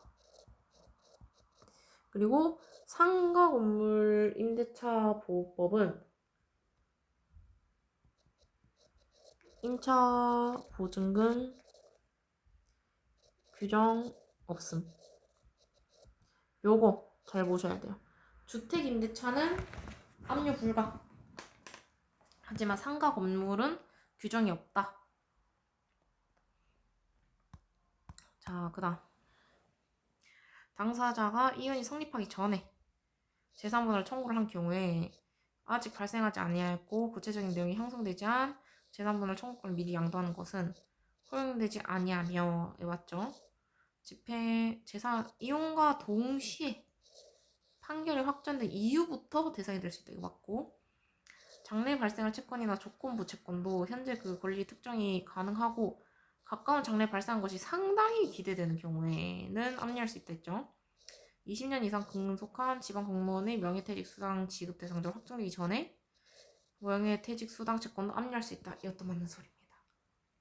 자, 압류 금지 채권의 목적물이 채무자 예금 계좌에 입금된 경우에는 자, 목적물이 지금 예금 계좌에 입금된 경우에요. 지금 예금 채권으로 바꿨죠. 예금 채권에 대해서 더 이상 압류 금지 효력이 미치지 않으므로 맞죠? 압류 금지 채권에 해당되지 않아 압류할 수 없다. 자, 보호받을 수 없습니다. 이렇게 맞고. 자, 금전 채권에 대한 압류 명령. 자, 채권 압류에 있어서 제3채무자는 순전히 타인에 의하여 다른 사람들 사이에 법률 분쟁이 편입되어 압류 명령에서 정한 의무를 부담하는 것이므로 이러한 제3채무자는 압류된 채권이나 그 범위를 파악함에 있어서 과도한 부담을 가지지 않도록 보호할 필요가 있다. 맞죠? 그래서 압류할 채권의 표시에 기재된 문헌은 객관적으로 엄격하게 해석해야 되고 문헌 의미가 불명확한 경우 불이익은 압류 신청자 채권자에게 부담시키는 것이 타당하므로 여기서 살짝 이상하죠. 3채무자가 통상의 주의력을 가진 사회평균일을 기준으로 그 문헌을 이해할 때 포함 여부에 의문을 가질 수 있는 채권은 특별한 사정이 없는 한 압류의 대상에 포함되었다고 보아서는 아니 된다. 이게 자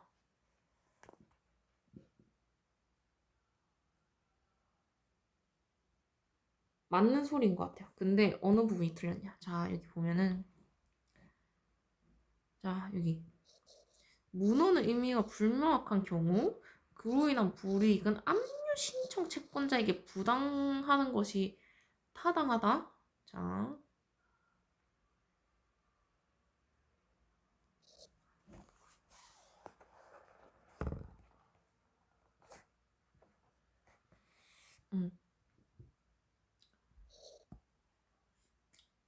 이게 이상해 보이죠? 요 부분 빼고 나머지는 다 맞는 소리 같은데. 근데 이거는 맞습니다. 왜냐면 이 신청 채권자가 이제 적어서 제출하는 거거든요. 근데 본인이 문헌의 의무를 불명확하게 해가지고 다른 사람들이 피해를 보면은 당연히 이 사람이 부담시키는 것이 타당합니다. 1번 맞습니다. 그 다음에 2번. 가압류한 지명채권. 지명채권이 이제 사람이나 뭐 회사나 이런 걸 지정된 채권이라 말하거든요. 그래서 가압류에서 본 압류로 이 전이하는 내용의 주문이 누락됐어요.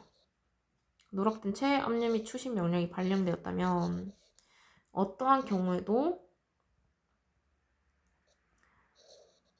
이전되는 효력이 생기지 않다. 자, 여기서 틀렸습니다. 어떠한 경우에도가 아니에요.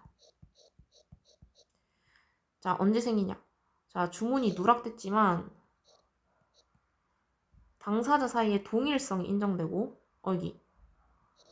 여기 동일성 인정되고 집행 채권 사이에서 동일성이 인정되는 경우면 인정. 어떠한 경우에도는 우리 법률에서 많이 쓰이지 않습니다. 왜냐? 예외가 무조건 있어요. 그 다음 3번. 가압류에서 이전되는 채권 압류의 경우 압류 명령을 할 집행법원은 가압류를 명한 법원이 있는 곳을 관할하는 지방법원이 아니라 채권자의 보통 재판적 있는 곳의 지방법원이다. 이게 아닙니다. 채권자 다 따지면은 어떻게 해요? 이 가압류를 명한 법원이 있는 곳에서 합니다.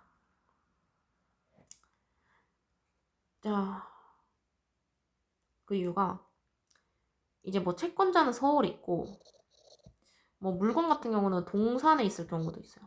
뭐 지방. 그럴 경우에는 이제 서울에서만 다 하면은 너무 일이 몰리겠죠. 그렇기 때문에 가압류를 명한 법원이 있는 곳에서 합니다. 자, 그리고 압류 명령은 제3채무자가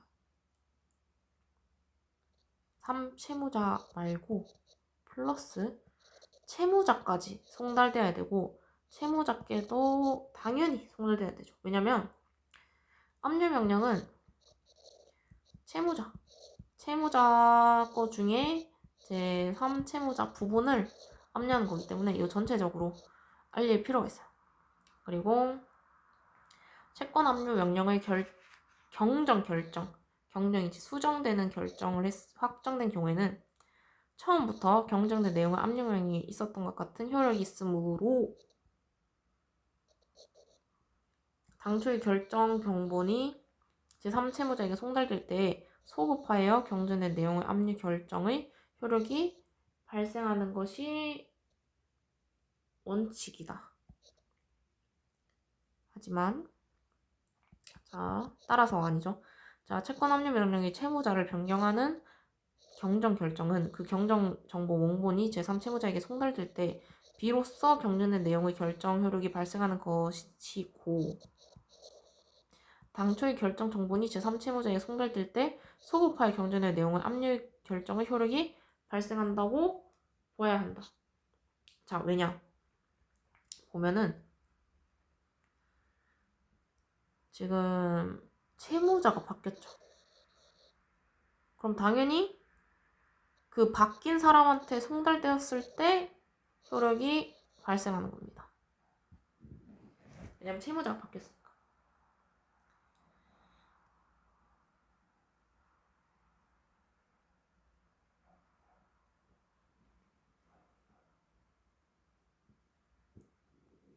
자, 이거는 채권 가압류도 동일합니다. 이렇게. 그 다음에 이거 판결 요지에 대한 설명을 옳지 않은 거, 요 전체를 말하는데, 자, 채권 압류 및 추심 명령은 제3채무자를 심의하지 않은 채 이루어지고, 맞죠? 제3채무자에게 송달함으로써 효력이 생긴다. 맞습니다. 자, 하지만 요 윗부분이랑 잘 봐야 되고, 그 후 채권 압류 및 추심 명령의 경정 결정이 확정되는 경우, 이거 똑같은 소리죠, 5번이랑. 당초의 경정 결정이 제3채무자에게 송달될 때에 소급하여 경정된 내용으로 결정의 효력이 있다. 맞습니다. 그런데 당사자 아닌 제3채무자는 피보정 권리. 자, 피보정 권리는 이제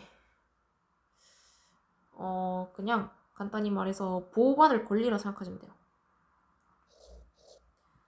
보호받을 권리. 보전받을 권리. 그러니까 내가 받을 돈이 확실히 있고,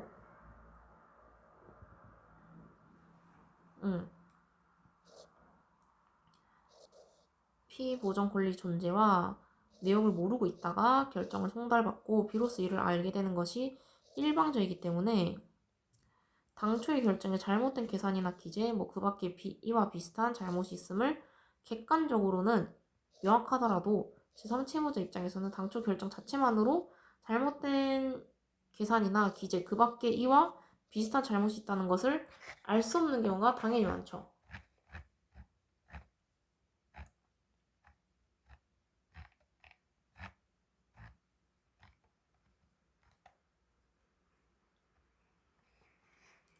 자, 이게 무슨 소리냐? 제3채무자 입장에서는 당초의 결정 자체만으로는 이제 뭐 잘못을 알 수 없는 경우가 있어요.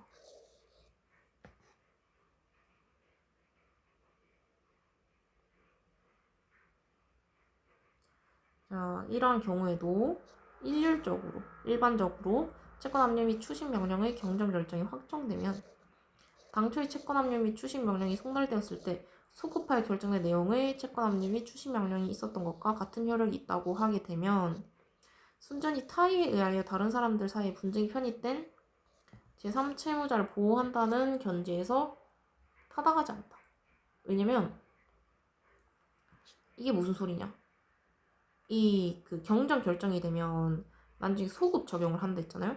근데 아니 제3채무자 입장에서는 내가 뭐 계산 어떻게 했는지도 모르는데 이게 바로 뭐 소급돼서 같은 효력이 있다고 하면은 나는 도대체 뭐 어떡하냐 하면서 이 취지에는 보호한다는 취지에는 타당하지 않을 수가 있어요.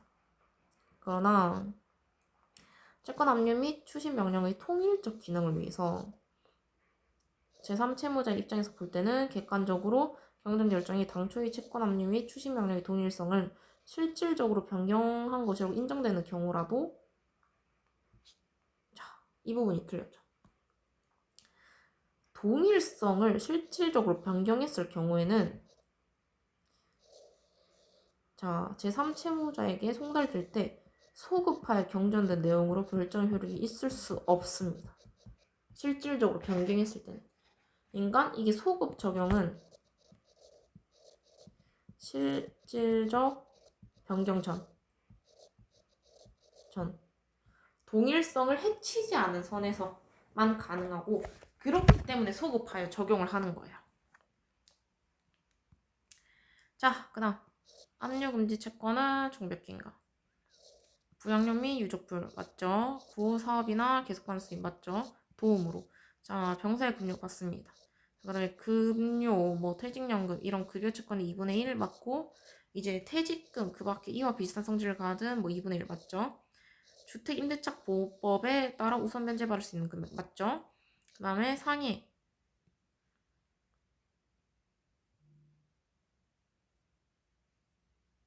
자, 상해 보장성 보험금 맞죠? 채무자 1개월과 생계 유지에 필요한 이금 맞죠? 답 5번입니다. 그 다음에 자 금전 채권에 대한 강제 집행에 관한 설명 중 옳지 않은 것. 압류된 금전 채권에 대한 전부 명령이 절차상 적법하게 발부되어 확정되었다 하더라도 전부 명령이 제3채무자에게 송달될 때 피압류 채권이 존재하지 않으면 전부 명령 무효이므로 맞죠? 피압류 채권이 전부 채권자에게 이전되거나 효과는 발생할 수 없다. 이거 같습니다. 그 다음에 판결 결과에 따라 제3채무자가 채무자에게 지급해야 하는 금액을 피압류 채권으로 표시한 경우 해당 소송의 소송물인 실체법상의 채권이 채권 압류 및 추심 명령의 대상이 된다고 볼 수밖에 없고 결국 채권자가 받은 채권 압류 및 추심 명령 효력은 거기에서 지시하는 소송의 소송물인 청구 원인인 채권에 미친다고 보아야 한다. 맞습니다.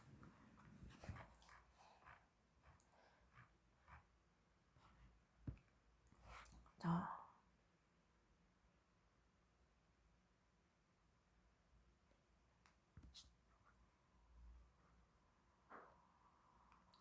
요 판결 결과 있죠. 이 집행 권한은 여기 원인 채권에도 영향을 미칩니다. 소송물인 실체 법상의 채권에 미친.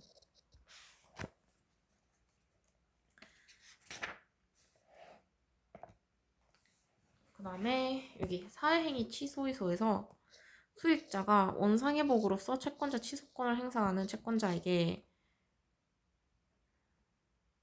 채권자 취소권이 그거거든요. 이제 그 채무자가 맘대로 팔았을 경우에 이제 채권자가 취소하게 해달라고 하는 권리인데, 이거를 행사하는 채권자에게 가액 배상을 할 경우 가액 배상, 돈을 더 추가로 배상해야 된다. 이럴 경우 수익자 자신이 사회행위 취소 소송의 채무자에 대한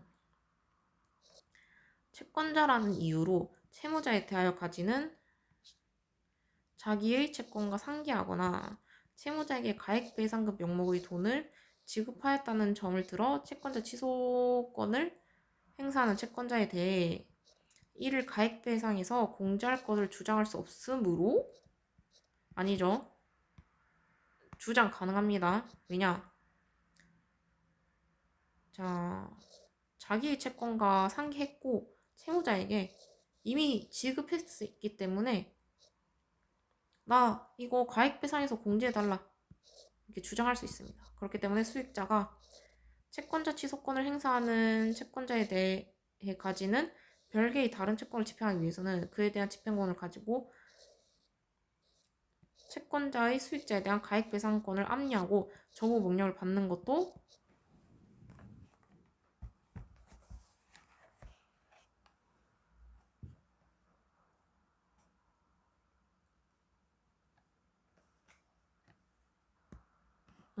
죄송합니다. 자, 이거 채권자에 대해 이를 가액배상에서 공제할 것을 주장할 수 없으므로 여기까지 맞아요. 그런데 수익자가 채권자에 가지는 별개의 다른 채권을 집행하기 위해서, 자 지금 다른 채권이죠. 수익자가 채권자 취소권을 행사하는 채권자에 대해서 가지는 별개의 다른 채권을 집행하기 위해서는 이거 가액배상권을 압류하고 전무명령 받는 것도 허용되죠.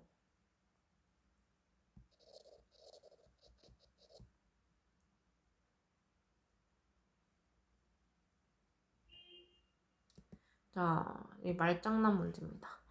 그리고 근저당 피담보 채권에 관한 압류명령이 내려진 이후 압류명령에 부동산 일부가 누락되었다면 누락된 부동산을 추가로 고치는 것은 허용할 수 없습니다.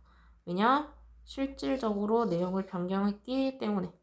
그러니까 재산적 가치가 있는 것이라도 독립성이 없어서 그 자체로 처분하여 헌금할 수 없는 권리는 집행의 목적으로 할 수 없다. 맞죠? 채권 압류 및 추심 명령의 채무자가 유치권 행사 과정에서도, 자, 유치권 뜻이 뭐냐면 이제 변제받을 때까지 자기 지배하에 둘 수 있는 권리. 때까지 자기 지배하에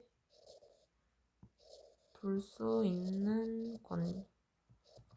이 유치권입니다. 자, 그래서 유치권 행사 과정에서 제3채무자로부터 공사대금을 변제받을 수 있다 하더라도 이는 유치권에 의한 목적물의 유치 및 인도 거절 권능에서 비롯된 것에 불과하므로 이러한 변제에 관한 채무자의 권한은 유치권 내지는 그 피담보 채권이 공사대금 채권과 분리하여 독립적으로 처분하거나 환가할 수 없는 것으로,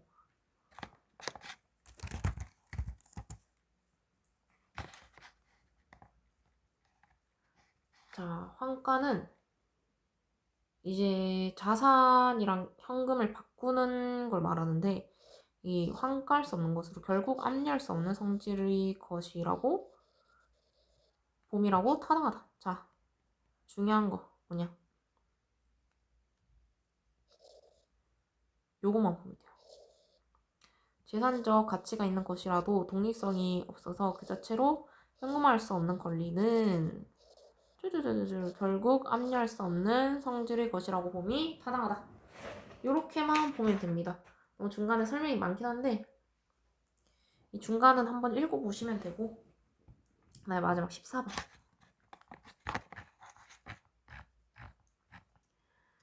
자,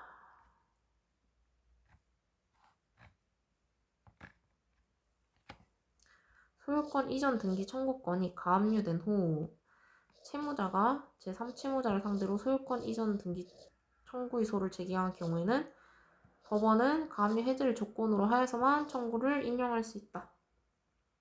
자, 이거 맞죠? 이게 무슨 소리냐? 채무자 A, 제3채무자 B, 이제 뭐 채권자 C 이렇게 있어요. 얘가 은행이라고 치고 얘가 사람, 얘가 기업이라 할게요. 자, 지금 이 채권자가 기업이 우리 상대로 소유권 이전 등기 청구권 가압류를 걸었어요. 근데 얘 같은 경우는 지금 부동산 소유자고 대금을 빌려줬어요. 얘가 지금 대금을 갖고 싶은데 아니면은 부동산을 줄 테니까 대금을 갖고 싶은데 가압류가 걸려 있어서 지금 집을 못 팔고 있는 거예요. 그래서 이거 가압류만 풀어주세요 해가지고 소유권 이전 등기의 소를 제기한 거예요. 이 채무자가. 아니 대금 받아야 되는데 아니면 뭐 부동산으로라도 받아야 되는데 가압류 걸면은 내 이름으로 바꿀 수가 없다. 그래서 가압류 해지를 좀 해달라. 제기한 경우 법원은 가압류 해지를 조건으로 하여서만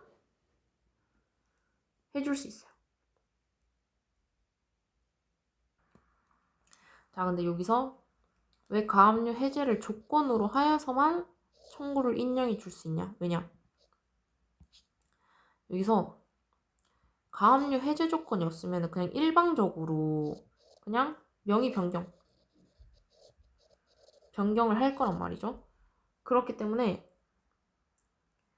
얘 제3채무자는 이 방법이 없어요. 왜냐면 일방적으로 명의 변경 당했어요. 근데 갚을 돈 남아있어요. 어떡하지? 그렇기 때문에 이 가압류 해제 조건으로 하여서만 청구를 인용해 줄 수 있는 거죠. 왜냐면 이 가압류 해제가 안 돼 있으면은 명의는 바뀌었는데 지금 압류가 걸려 있는 거죠. 그렇기 때문에 제3채무자는 손해만 보기 때문에 가압류 해제를 조건으로 하여서 처분할 수 있습니다.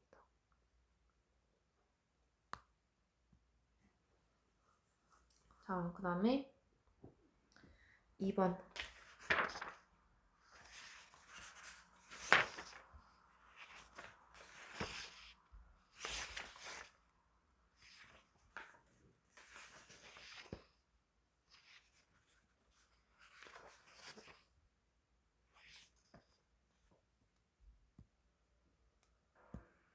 자, 그 다음 2번.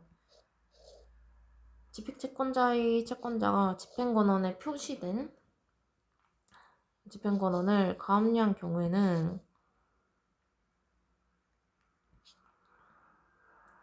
가압류의 효력으로 집행채권자의 추심, 양도 등의 처분행위가 채무자의 처분행위와 채무자의 변제가 금지되고 이에 위반되는 행위는 집행채권자의 채권자에 대항할 수 없게 되므로 집행채권자는 채무자를 상대로 채권압류 및 전부명령이나 채권압류 및 추심명령을 신청할 수 없다. 아니죠. 자, 신청할 수 있죠. 왜냐면 자, 이거 위에서 똑같은 소리가 나왔는데 여기 집행채권을 가압류한 경우 이거랑 집행채권자가 이제 채무자를 상대로 여기 압류 및 추심 명령을 신청할 수 있다. 왜냐면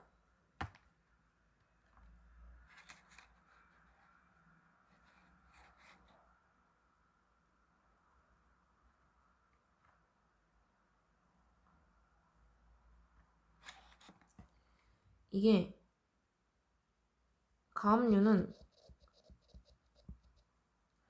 양도만 금지시키는 거예요. 행위. 자,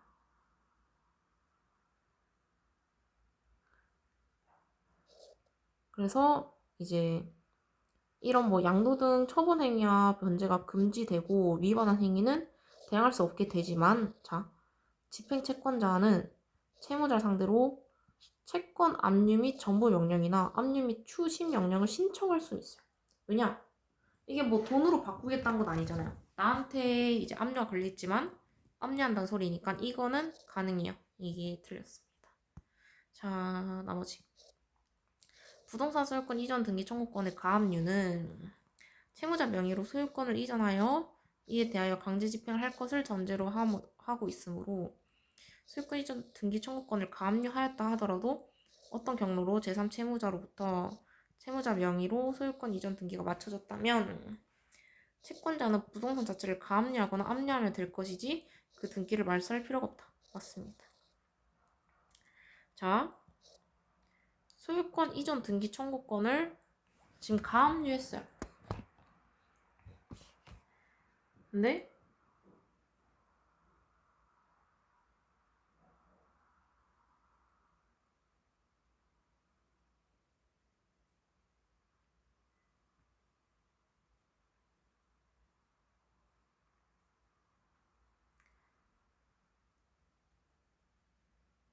왜냐면 강제 집행을 할 것을 전제로 하고 있기 때문에, 아니 등기가 맞춰졌어도 그냥 부동산 자체를 처분하면 돼요. 그렇기 때문에 등기를 말소할 필요는 없습니다. 자, 채권자가 채무자를 상대로 처분금지 가처분 결정을 받았다고 하더라도 가처분 등기가 맞춰지기 전에 채무자가 그 가처분의 내용이 위반되는 처분 행위를 하여 제3자의 명의로 소유권 이전 등기가 맞춰졌다면 그 등기는 완전 유효하고 위 가처분 결정은 집행 불능이 됩니다.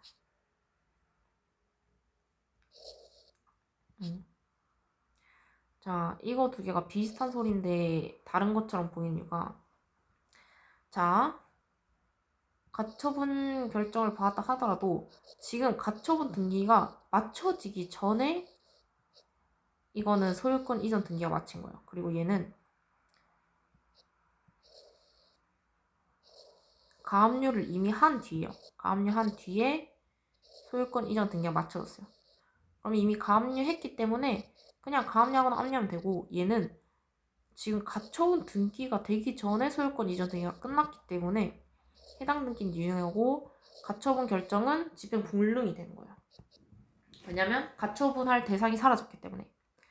그리고 가등기된 부동산 소유권 이전 등기 청구권에 대해서 가압류의 기입 등기가 맞춰진 후라면 가등기에 기한 본등기와 이의 터를 잡아 제3자 명의의 소유권 이전 등기가 종료되었다 하더라도 가압류 채권자는 위 제3자에 대하여 위 가압류 처분금지 효력을 주장할 수 있다. 자, 그렇기 때문에 이게 3번이 가능한 이유가, 자, 가등기된 지금 이전 청구권에 대해서 가압류가 이미 됐어요. 그러면 이 3자 명의가 되었다 하더라도, 자, 가압류 채권자는 3자에 대하여 위 가압류 처분금지 효력을 주장할 수 있어요. 그렇기 때문에 3번의 지문이 나오는 겁니다.